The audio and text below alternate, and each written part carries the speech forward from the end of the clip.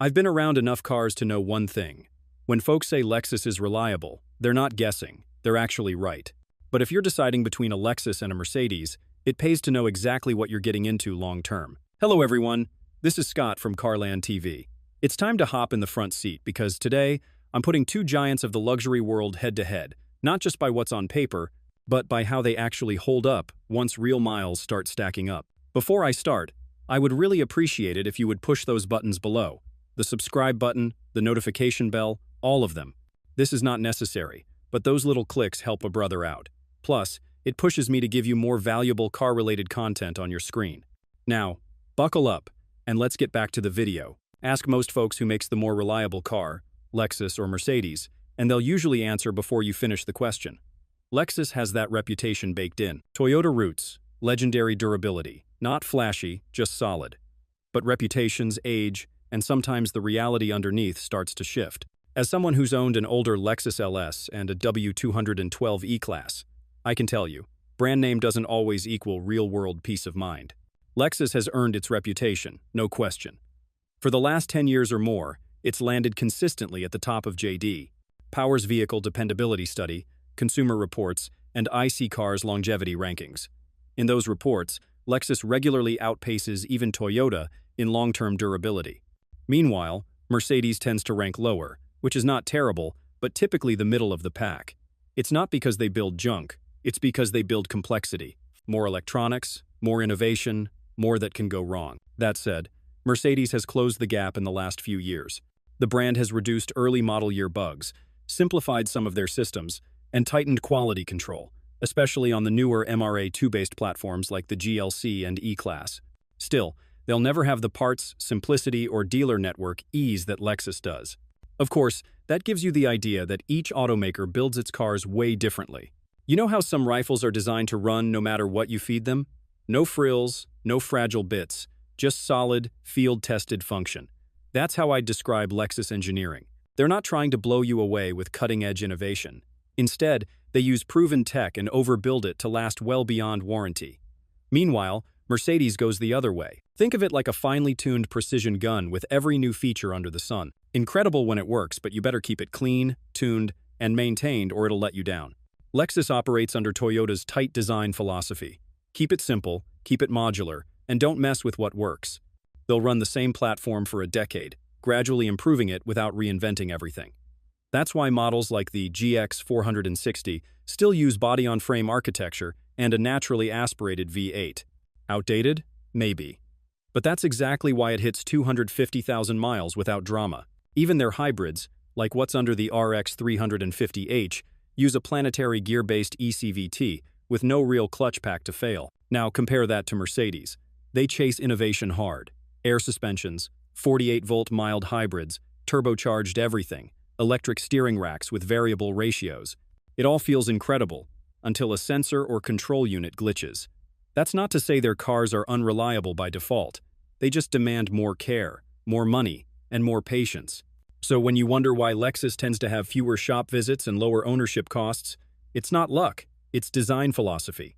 But this time, I want you to look at the actual issues that show up most across their popular model, because that's where the patterns really start to form. I've wrenched on both sides, and I'll tell you right now, the difference in failure points is night and day. Not because one brand is immune to problems, but because the types of problems tell you a lot about how each car is built. When it comes to Lexus, issues are usually annoyances. For Mercedes, when something breaks, it's often a system-level failure that drags other components with it. Take the Lexus RX, which is a workhorse of a luxury crossover. The most common complaints are typically minor. Door lock actuators going weak, infotainment quirks, occasional CVT drone on the hybrid trims. The GX? That thing's a tank. You'll replace suspension bushings eventually, maybe some minor seals if you're off-roading hard. But the engine, trans, electrical, barely a blip even at 200,000 miles. You could hand one to a teenager and sleep at night. Now let's talk Mercedes. The E-Class W212, which is one of the more reliable Mercs, still sees issues like camshaft adjuster solenoids, oil cooler leaks, and crank position sensors.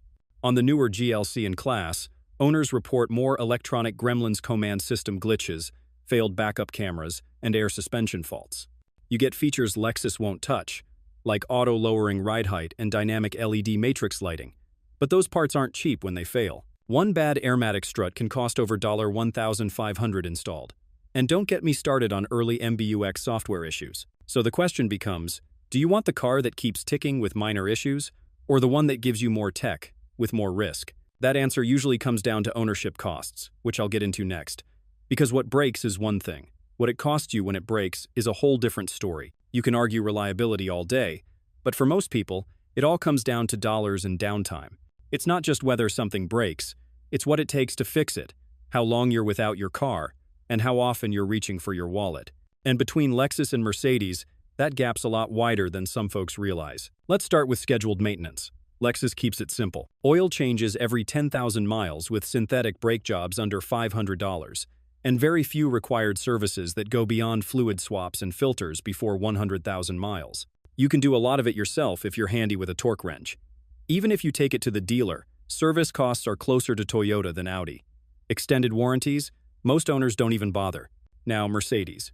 Just the service A and B intervals, and those can average $400 to $900 depending on model and dealer. Brake jobs on models like the GLC or E-Class can push $1,200 with OE parts. Add in potential issues like a failed air suspension module, faulty NOx sensors, or a failed 9-speed transmission valve body, and suddenly you're looking at luxury repair bills with real teeth. Insurance is another sleeper cost. Lexus vehicles tend to be cheaper to insure because of lower theft rates, simpler repairs, and fewer accident payouts. Mercedes models, especially AMG trims or tech-heavy sedans, can bump your premium by 20 to 30%. So if you're looking for a low-maintenance, low-cost daily that you can hold on to past 150,000 miles, Lexus runs the smarter game. But if you're chasing that refined German engineering and don't mind cutting bigger checks, then feel free to go Mercedes, as it just makes you pay to play. Next, let's talk about warranty coverage. Because what happens after year 4 can define your ownership experience. For the first few years, both Lexus and Mercedes treat you pretty well. Bumper-to-bumper warranties are nearly identical, 4 years or 50,000 miles. The difference shows up after that clock runs out. That's when ownership turns into a long game, and where one brand keeps you cruising while the other might leave you budgeting for control modules. Lexus offers a 6-year or 70,000-mile powertrain warranty. And more importantly, their vehicles are built so conservatively that most owners don't even need to tap into it. Transmission issues are rare. Engine failures are practically unheard of unless you've neglected basic service. On top of that, many certified pre-owned Lexus vehicles come with additional warranty coverage, and there's an entire aftermarket ecosystem for OEM-style parts at reasonable prices. Dealerships also tend to be more affordable for out-of-warranty repairs compared to Euro-brand service departments. Mercedes, on the other hand, walks a tighter line. Same 4 or 50 basic warranty, no extended powertrain cushion unless you buy extra.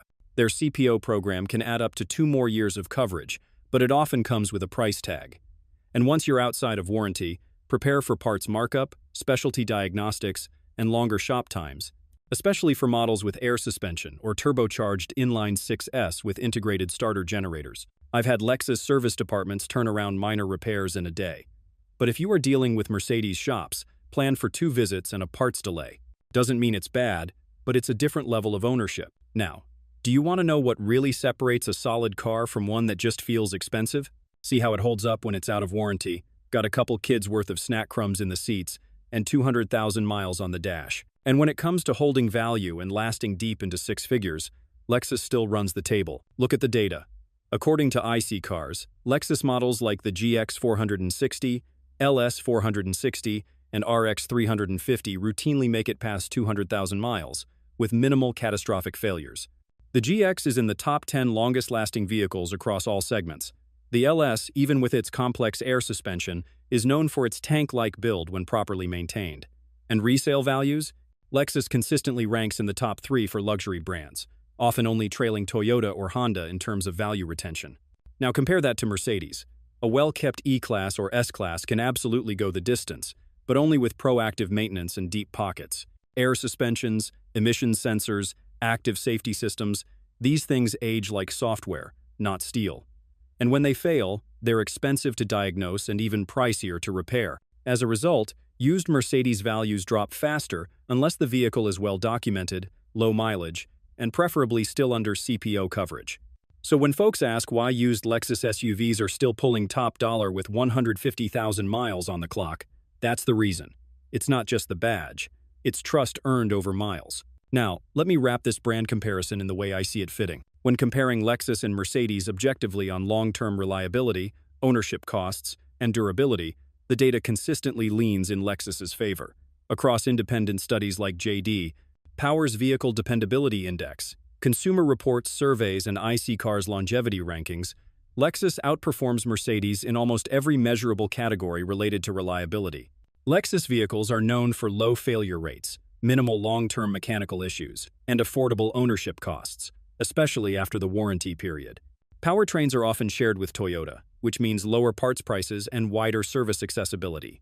These vehicles also maintain strong resale value, often ranking among the highest in the luxury segment. Mercedes, on the other hand, offers advanced technology, stronger performance options, and premium ride quality. However, its vehicles are more complex, and that complexity increases the risk of long-term electronic and mechanical issues, especially after the warranty expires. Maintenance and repair costs are notably higher, with more expensive parts and labor. That doesn't mean Mercedes vehicles are unreliable, but they typically require more consistent upkeep and cost more to maintain over time.